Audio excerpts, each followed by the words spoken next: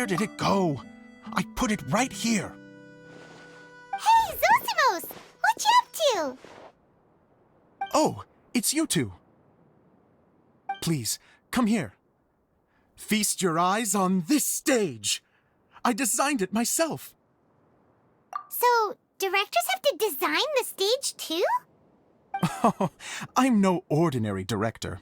I take a more holistic approach. Directing, script writing, stage design, I do it all. Sounds like a lot of work. Idea wouldn't be able to handle that kind of job. Idea has her work cut out for her too, you know.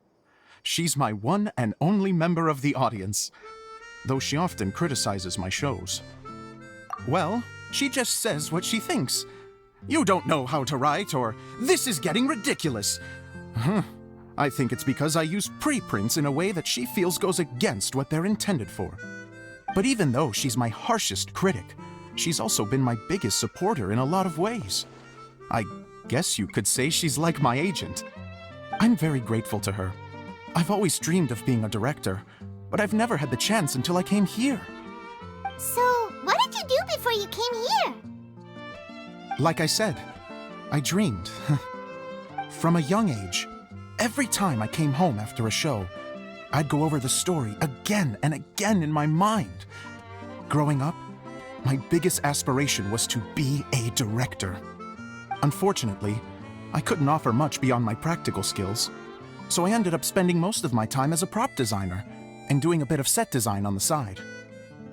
Don't get me wrong, I do love building the set, but nothing satisfies me more than putting on my very own show. No wonder you only wrote director on the sign. Exactly. You're not doing a great job of convincing me that you're not a mind reader. By the way, could I ask you for your help with something? I'm having trouble finding the master script, and I'll need it shortly. The one you only just finished writing? You lost it already? Yeah. After I handed everyone their copies, I held on to my master copy while I was checking on everything around the theater. I must have dropped it somewhere. If it's not here, then it might be in the attic. These are the only two places I've been since I finished writing it. But, I still have some things to do to get the stage ready. Would you two mind having a look for me? No problem. We'll find it.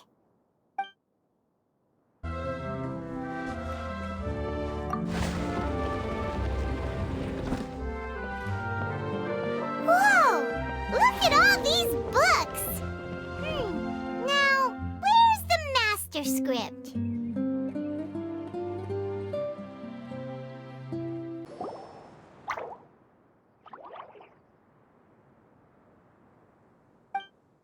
Wow, this is a lot of scripts. Looks like the water droplet has been managing them for the director. Most of them look like works in progress. Then it should be the one that's finished. Okay, let's look for the thickest one and then check the ending. This is the only script that fits the bill. Plus, it looks pretty new. This must be the master script. Let's go give it to Director Zosimos.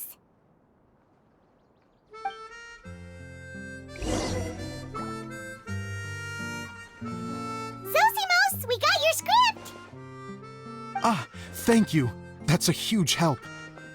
I'm running out of time here. There's no way I'll be able to fix everything up perfectly. We may just have to wing it. Anyway, the stage is secondary. The performance is what really matters. Things can always go wrong on stage, but as long as the show goes on, it should be fine. You don't sound very confident in what you're saying. It's true. I realize now that a show is the art of the unknown. Even if you have the same actors performing on the same stage, the performance will be slightly different every time. Those subtle differences are what make each performance special. Okay, one last request. Traveler, you can enter the preprints, yes? The truth is that my sets are composed entirely of preprints. First, I use materials to make the objects. Then I take those objects and turn them into the preprint. Now, of course, preprints are really meant for making objects to furnish the domain. So using objects to create preprints is, strictly speaking, the reverse of what this is intended for. But Edea said that if this is what I really want to do, she's not going to stand in my way. Ah, so that's what you meant earlier. Okay, well, what do you need us to do? I'd like the Traveler to go into the preprint set and help move props around during the performance.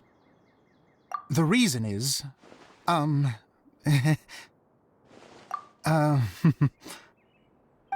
Paimon gets it now.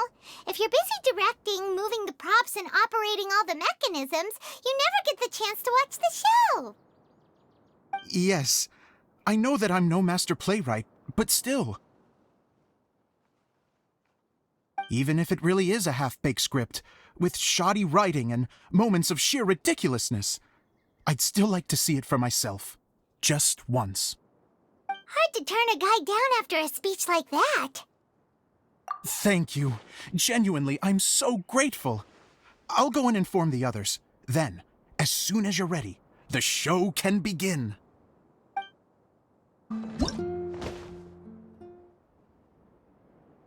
Long, long ago, there was a great thief.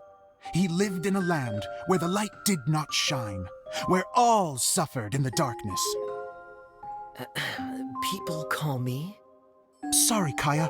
Directly into the microphone, please. Otherwise your voice'll, you know. Okay. They call me the Dagger Bandit, but no one sees that I rob the rich and give to the poor. Here in the dark, evildoers run rampant in the shadows, while the good, honest folk stumble blindly on, just trying to find a way through.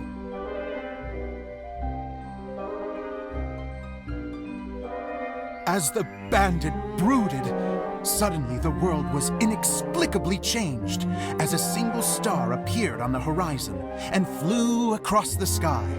Traveler, stomp on that movement mechanism in front of you.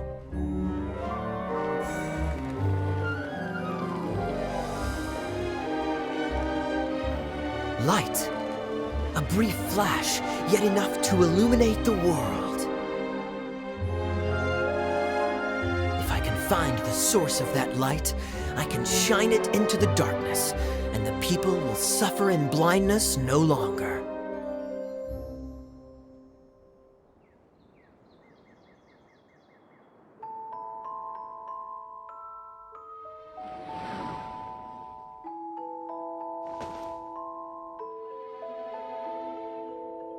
Without a moment to spare, he set off to follow the star's course. All the while, the star kept moving through the sky.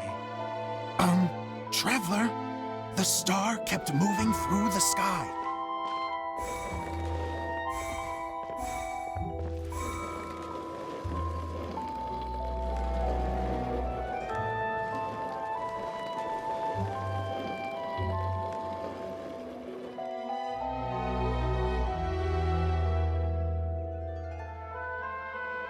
Looks like I have to go through the desert. This could get dangerous. If everything he'd heard was to be believed, the desert ahead was a no-man's land filled with horrors. Worse still, the star had landed in the most difficult-to-reach location, surrounded by sheer cliffs, but he was determined to press onward. I've come this far, and I'm not about to turn back now.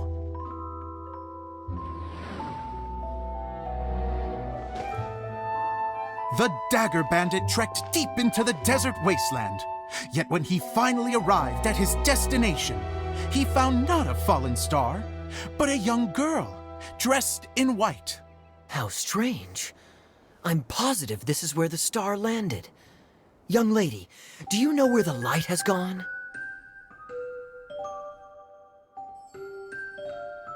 The girl replied, Traveler from afar, the light you seek is only a bottled flame. But the flame has now died, and its light is long gone. bottled flame? Yes, it was a gift from another. And so, the girl began to tell the story of how the bottle came into her possession. The girl hailed from a kingdom that sat atop the waterfalls.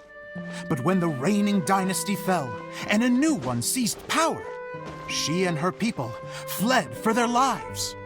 A thick fog began to fill the air as she made her way through the forest, and dense thickets tried to block her path. There is a mechanism down there that you can press to retract the thicket board below the stage.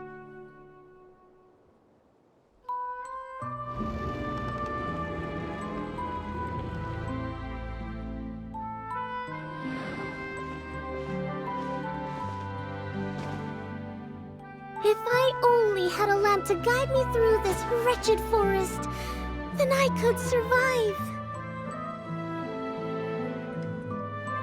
With scratches covering her arms and legs, the girl pressed through the pain and made her way forward.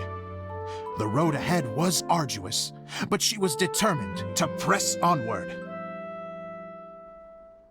I've come this far, and I'm not about to turn back now.